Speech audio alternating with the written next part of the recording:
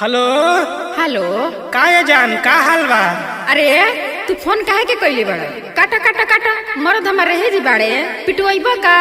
भुला गलू का? तोरा के कुंवारे में तोरा के कुंवारे में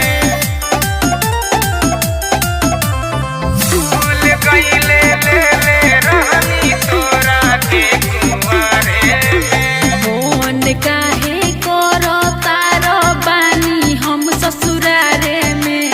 अरे ए जा अब हमरे के भुला जा। फोन काहे करो तारो बानी हम ससुरारे में? अच्छा सुना, भूल गइले ले रहनी तोरा के कुंवारे में। भूल गइले ले रहनी तोरा के कुंवारे में। उल्टा सीधा बोलो तारो काहे हमारा बारे में? तब बोली ना, भूल गइले ले रहनी तोरा के कुंवारे में। भूल गइले ले रहनी तोरा के कुंवारे में। Kamlesh recording studio Mohammadpur. भूल गइले ले रहनी तोरा के कुंवारे। रोज मिलत रहले नहर में आई के रे। अच्छा कैसे भूल गइले तोरा माई के रे। गोरियाई बथौर के मुंह पूछ दे। बोलबू ढेर। रोज मिलत रहले नहर में आई के रे। कैसे भूल गइले तोरा माई के रे।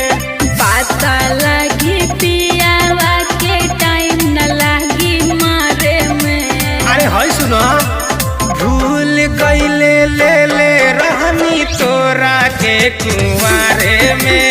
भूल गइले ले रहनी तोरा के कुंवारे में। Kamlesh recording studio Mohammadpur.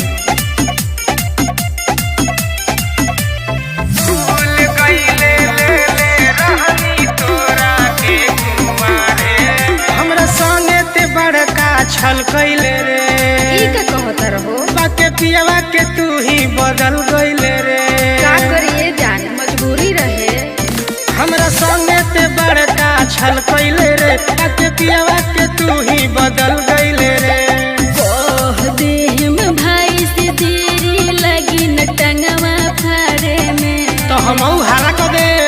भूल गइले ले रहनी तोरा के कुंवारे में।